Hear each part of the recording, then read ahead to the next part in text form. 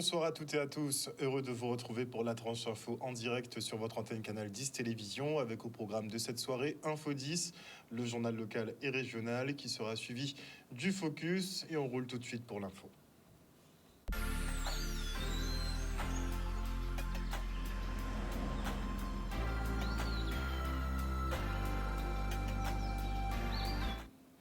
Nous sommes le mercredi 25 janvier 2023 et la situation épidémiologique est toujours stable et même au beau fixe depuis un an maintenant ici en Guadeloupe. Les chiffres sont encore en baisse, ils prennent du temps à baisser par contre, ça fait un an, avec 144 nouveaux cas sur les 2300 tests réalisés sur la période. Le taux de positivité est de 6,5. On compte 10 hospitalisations dont une réanimation Covid. 2 décès sont à déplorer sur la période. Et en ce qui concerne la vaccination, bien sûr, complètement au point mort pour les enfants et effectivement pour les premières, deuxième et troisième injections on avance vraiment très lentement, quelques dizaines d'injections a priori par semaine. Et les négociations entre EDF, PEI et les syndicats semblent arriver à leur terme. Les travaux à la direction du travail ont bien avancé aujourd'hui et la signature est imminente. Cependant, les salariés n'ont pas du tout apprécié la manœuvre de la CFE-CGC qui a tenté de démobiliser les grévistes en annonçant la signature prématurée d'un protocole de fin de conflit. On fait le point avec Jimmy Télémac. C'est la première fois qu'on voit ça en Guadeloupe, que vous signez un protocole, vous faites cocorico partout ailleurs, sur tous les plateaux, en disant surtout qu'avoir obtenu 100% de vos revendications, et puis ensuite, on vous retrouve là, comme ça, à la porte de la dette, venant donc gratter le bas de la porte pour tâcher de mettre une signature complémentaire, quelques accords supplémentaires pour vous aligner à ce que d'autres ont obtenu sans vous. La grève est une question, je pense, de dignité des salariés. Quand ils se mettent en grève pour leurs droits essentiels, ils ont le droit de faire grève. Je n'ai pas fait travail pendant des années et je dois, ou bien qui viennent, ou bien récolter fruits à travailler à moun. Ça n'a pas qu'à faire. Ça n'a pas qu'à faire. Longtemps nous disons ça. Directeur là qui permet de dire pour quitter, c'est à présent nous en grève.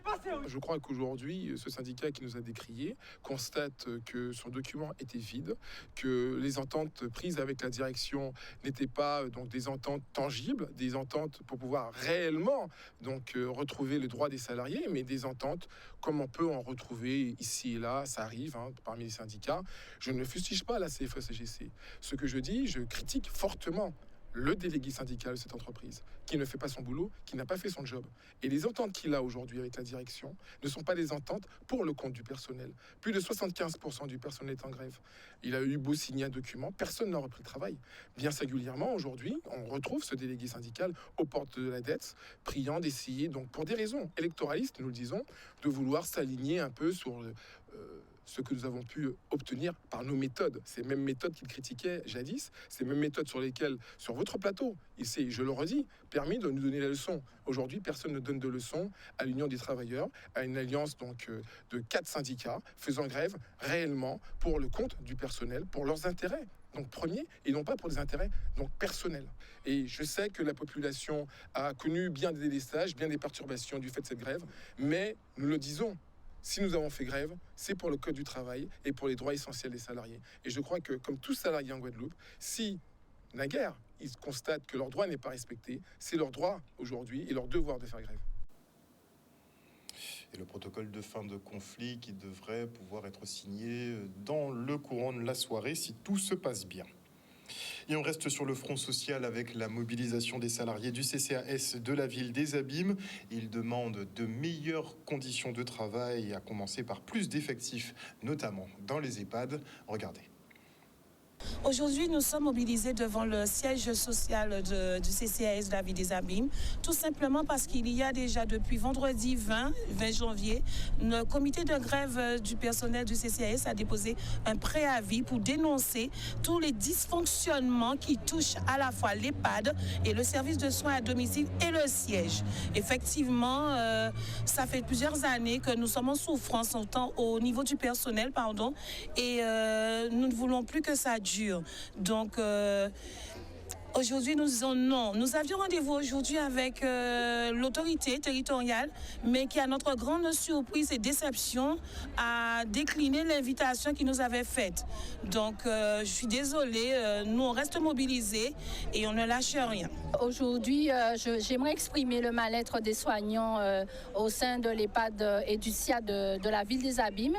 Donc, nous sommes en grande souffrance pour nos résidents et nos patients à domicile qui sont des personnes âgées vulnérables. Et donc, de ce fait, on demande à ce que d'arrêter de travailler en sous-effectif, parce que le sous-effectif, ça entraîne de la négligence de soins, et la négligence de soins a un retentissement sur l'état général des personnes vulnérables, qui sont les personnes âgées dont nous nous occupons. Donc moi, en tant qu'infirmière, c'est vrai que je vois mes collègues aides-soignants faire le soin. Prendre soin de quelqu'un, c'est de s'en occuper de la tête aux pieds. Donc un aide-soignant doit faire 7 actions pour pouvoir prendre soin de la personne: le déshabiller, l'habiller, le rhabiller, le sortir de son lit, lui donner à manger et tout ça. Donc, une seule personne pour faire ça sur 20 personnes, 25 voire 30, c'est pas possible. C'est vrai que ce ne sont pas des choses qui se répètent tous les jours, mais ça devient quand même assez récurrent et chronique, et nous en souffrons. Les personnes âgées aussi en souffrent. Donc on ne veut plus travailler en sous-effectif, on ne veut plus avoir à quémander du personnel. On voudrait que le travail se fasse pour qu'on ait une bonne condition de travail. C'est pour ça aujourd'hui on est en lutte pour avoir une meilleure condition de travail. Et le maire de la ville, Éric Jalton, précise prendre ce dossier à bras le corps et explique que les 3 années de crise entre Covid, émeutes et Fiona ont favorisé des loupés qui seront corrigés dans les mois à venir. Parlons maintenant de la Banque alimentaire de Guadeloupe qui a commandé une étude sur le profil socio-économique des bénéficiaires de l'aide alimentaire, une manière de constater et d'apprécier l'évolution de la précarité sur l'archipel. Regardez. Pourquoi cette étude? Parce que tout simplement, on manque de chiffres en Guadeloupe. Nous, on voit le terrain nous renvoie certaines données, mais on voulait les vérifier. Donc, on voulait voir si, par rapport à la dernière étude qui avait été faite en 2013, il y avait eu quelle évolution il y avait eu, tout simplement. Nous avons été mandatés par la Banque alimentaire de la Guadeloupe pour conduire une étude qui avait déjà été conduite préalablement en 2013. Donc nous l'avons conduite là pendant la période du confinement et du Covid auprès de 650 bénéficiaires pour avoir le profil type des personnes qui profitent de l'aide de la Banque alimentaire. C'est une étude qui était nécessaire parce que la précédente étude datait de 2013. Donc les choses étant évoluées, il nous a paru nécessaire aujourd'hui de solliciter l'organisme Idoine pour pouvoir mener à bien cette enquête et nous faire un rendu qui nous permette de mettre en place les actions pour les bénéficiaires de l'aide alimentaire. Voilà.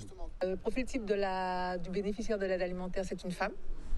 C'est une femme de plus de 50 ans qui est dans une famille monoparentale qui a en moyenne, le foyer, il est en moyenne composé de 2,5 personnes.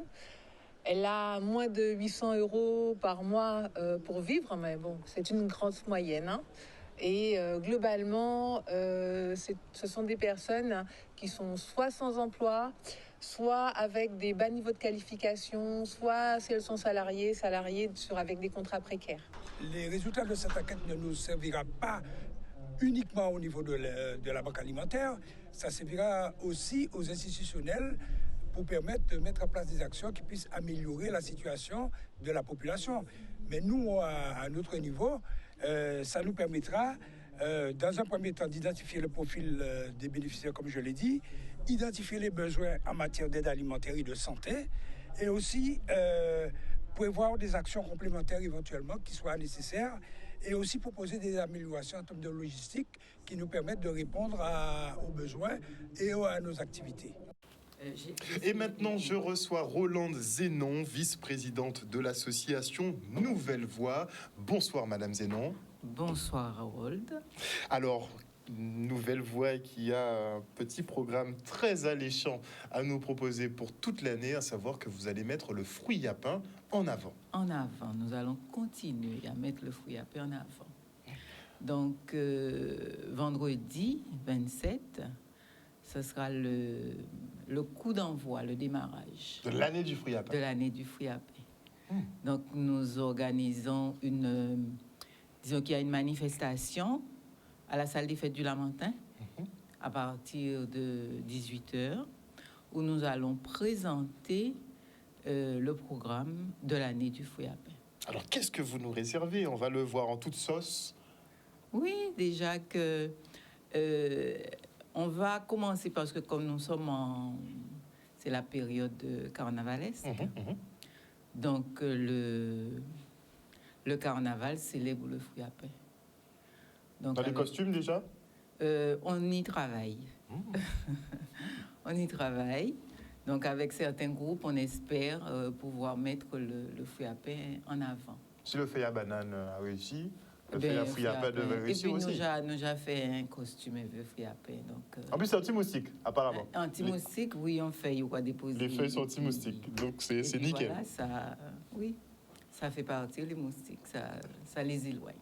Donc, pour le festif, le côté un peu festif. Alors, on commence par ça.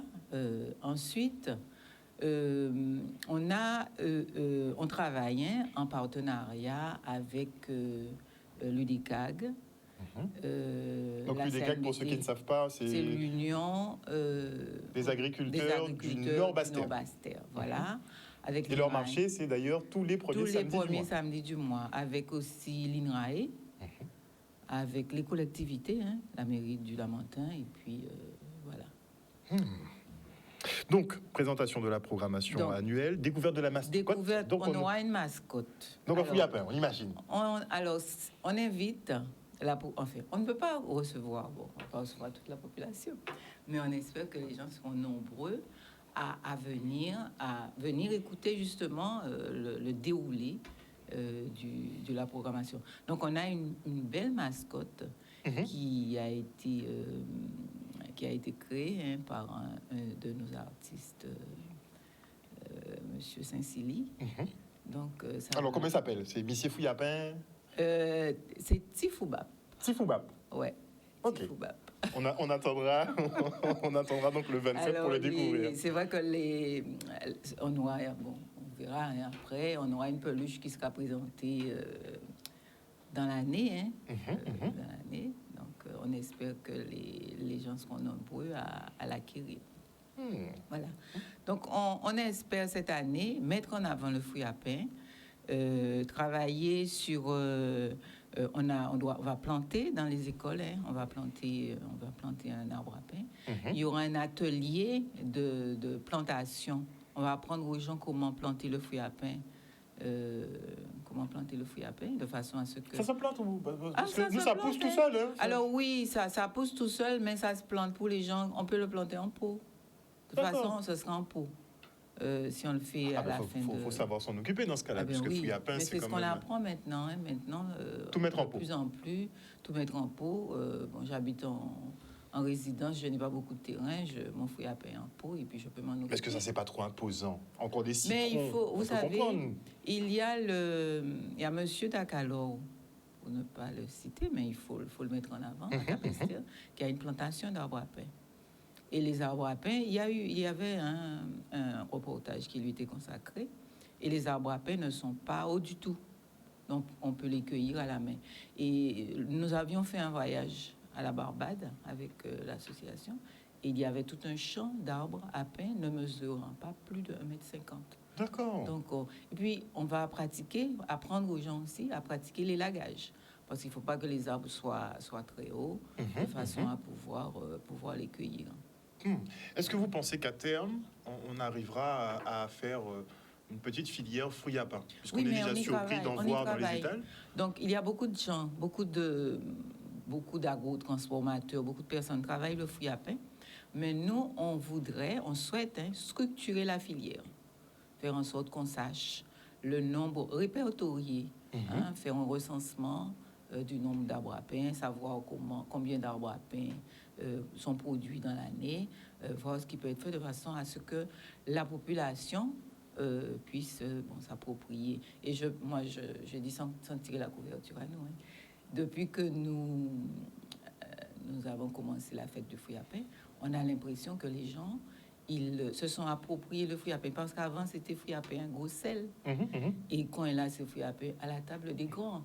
Oui, oui. Vous avez vu que Après, on a des grands chefs aussi qui, il a eu le prix avec le sublime, exactement. Avec le migan de fruits à pain. Donc, le fruit à pain, ça se fait et ça se mange de diverses façons.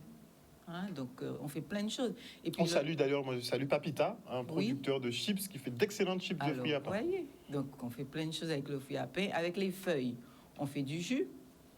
Avec la peau, on peut faire un velouté. Donc, et puis, on travaille aussi l'écorce.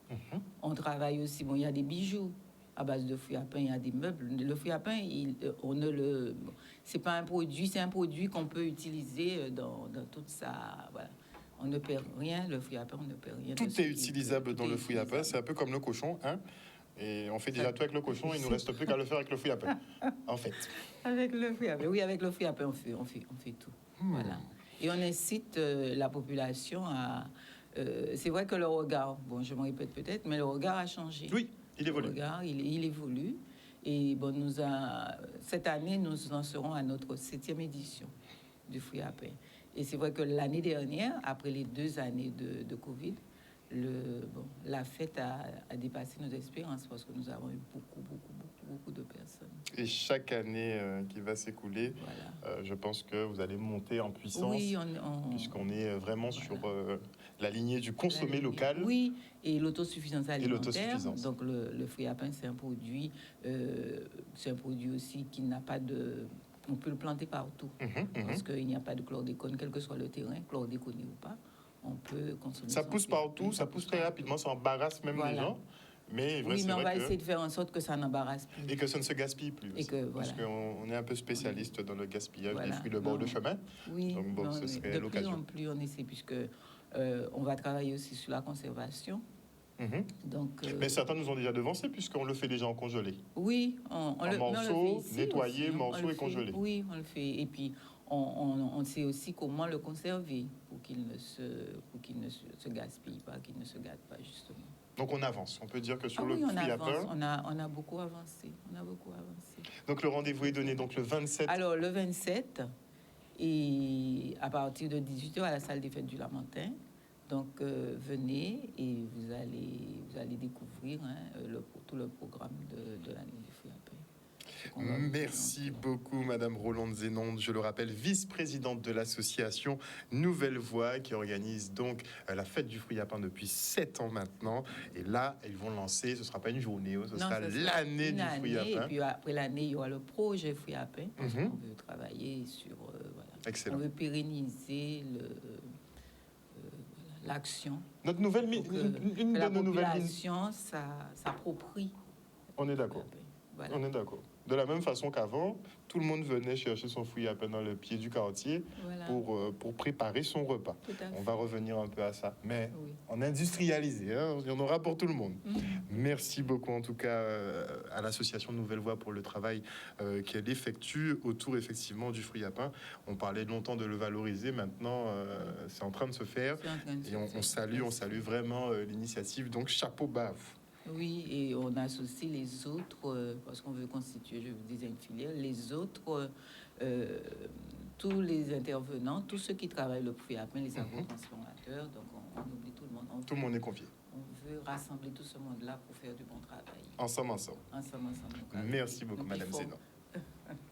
Et retour maintenant sur cette opération de sensibilisation à la sécurité routière à Capesterre-Belle-Eau. À cette occasion, Maître Copette et l'artiste Thierry Jean-Charles ont dévoilé une nouvelle œuvre pour interpeller les automobilistes sur l'usage du téléphone au volant. Regardez. En matière de sécurité routière, on a besoin de diversifier vraiment nos sources de messages, de prévention, de sensibilisation. La route, c'est un espace qui se partage, c'est un espace public. C'est une sorte de mini-société en fait. Et donc, pour respecter les autres, pour se respecter soi-même, on a besoin de respecter un certain nombre de règles. Et donc, il faut se rappeler que la route, c'est dangereux. C'est pas dangereux en tant que tel, c'est dangereux parce qu'on peut avoir des comportements dangereux. Et qui dit comportement, dit la capacité qu'on peut avoir justement de faire attention à cela. De ne pas utiliser son téléphone, c'est un des messages de cette œuvre de monsieur Jean-Charles. Ne pas rouler trop vite, ne pas consommer d'alcool, ne pas consommer de stupéfiants. Voilà, ça, ce sont des messages simples que tout le monde doit pouvoir comprendre. Mais pour qu'il soit compris, pour qu'il soit entendu, on a besoin de diversifier les canaux, la façon de le dire, soit par des messages qui passeront sur les réseaux sociaux, soit des messages à la radio, dans les médias, soit des œuvres qu'on va voir tout le temps. Vous savez, M. Jean-Charles, il est connu avec Maître Copette. Ils ont déjà développé des projets, on les connaît, c'est Christophe. Et bien là, c'est une autre œuvre. Mais tout ça, c'est de la continuité dans le travail qu'on veut faire. Et nous sommes là pour notamment inaugurer le Rond-Point, qui est l'œuvre commune de Jérôme Jean-Charles et de moi-même, un artiste guadeloupéen. Nous investissons l'espace public pour sensibiliser avec le soutien de la préfecture, puisque c'est dans le cadre d'un appel à projet, autour de 2 messages chocs, 2 messages forts, simples, avec la volonté d'offrir à la population des moyens de réflexion, mais des moyens de réflexion simples et efficaces. Comme toujours, on s'est assis au bureau, on a travaillé, on a passé des heures à réfléchir à ce qui pourrait faire ralentir un père de famille, à ce qui pourrait toucher un jeune, à ce qui pourrait aider à ce que la mortalité diminue, parce qu'il y a un véritable problème d'insécurité routière en Guadeloupe. La population, je crois, en a pris conscience. Je rappelle les chiffres, 49 morts en 2022, c'est encore beaucoup trop. Ça nous place bien au-delà de l'Hexagone, c'est le double de la Martinique. Donc toutes les énergies guadeloupéennes qui seront mêlées, qui auront la volonté d'améliorer les choses, doivent se manifester. Je suis artiste, mais je suis aussi usager de la route. Et en tant que Guadeloupéen et usager de la route, c'est un projet qui me touche et qui m'inspire. La ligne Pointe-à-Pitre-Basse-Terre, c'est une route qui est longue, qui est accidentogène, sur laquelle on peut réfléchir. Et l'idée, effectivement, c'est que cette œuvre, qui est censée être une œuvre d'art aussi, parce que c'est une installation réalisée par le sculpteur, amène à la réflexion et amène à une amélioration des choses. Ce n'est qu'une voie, qu'une possibilité, mais il en faut encore d'autres. Placer une œuvre sur un point, c'est pas anodin. C'est un lieu visible où on est obligé de ralentir si on ne veut pas se prendre une voiture. Donc en ralentissant ou même en stoppant, en cédant le passage, on a la possibilité de lire le message.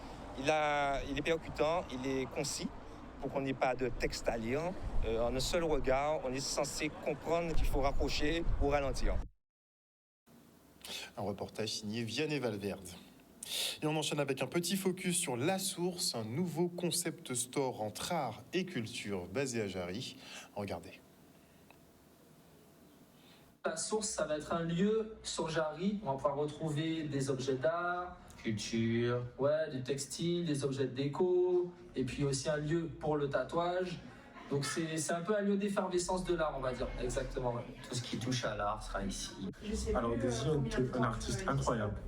Donc dès que j'ai appris qu'il avait son concept store qui ouvrait, je voulais venir. Parce que l'idée était déjà superbe. Donc du coup, il fallait que je voie mes yeux en fait, le travail qu'il avait accompli pendant plusieurs mois. Cette année, on a fêté les 6 ans de tatouage. Donc ça fait 6 ans que je fais les tatous sur la Guadeloupe. Mais là, vraiment, on essaie d'élargir les collaborations, de faire un maximum de production artistique avec différentes maisons et tout. Et du coup, c'est ce qu'on va faire cette année avec Joe, continuer à lancer le projet. Puis ce qu'on a vraiment envie d'emmener ici, c'est une vibe un peu à la parisienne, à l'américaine, des choses qu'il n'y a pas ici, faire un lieu de culture vraiment. Pour la culture aussi, la culture antillaise aussi, qu'on puisse exposer tout ce qui touche à la culture antillaise. Il y a nos artistes aussi locaux qui sont là et qui font du super travail. Exact, bah oui, parce que tu peux retrouver en magasin, vous pourrez voir après, il y a vraiment pas mal d'artistes venant de la Guadeloupe, encore de Martinique. Après, on parlera plus tard, mais il y en a d'autres d'ailleurs qui vont arriver.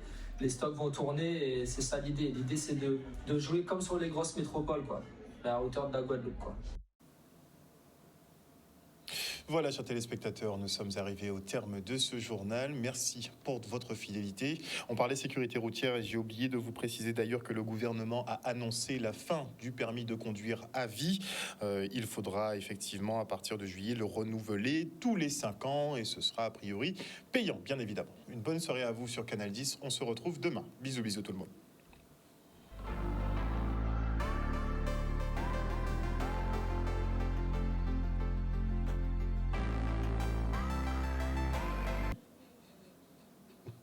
Oui, nous sommes des vaches à lait. Nous sommes vraiment de réels pigeons. Entre le pigeon, le mouton, on ne sait plus trop ce qu'on est. En tout cas, avant la coupure pub, je dis bonsoir à Perle de Karuikira, à Marie Rutil, à Viviane Coton, à Moïse Tézénas, à Ghislaine Calif. Bonsoir à Marie-Hélène Borès, à Jimmy Kamagouva Aliar, à Lydia Luce, à Perle de Karuikira et Fabien Média 97. On se retrouve après la pub.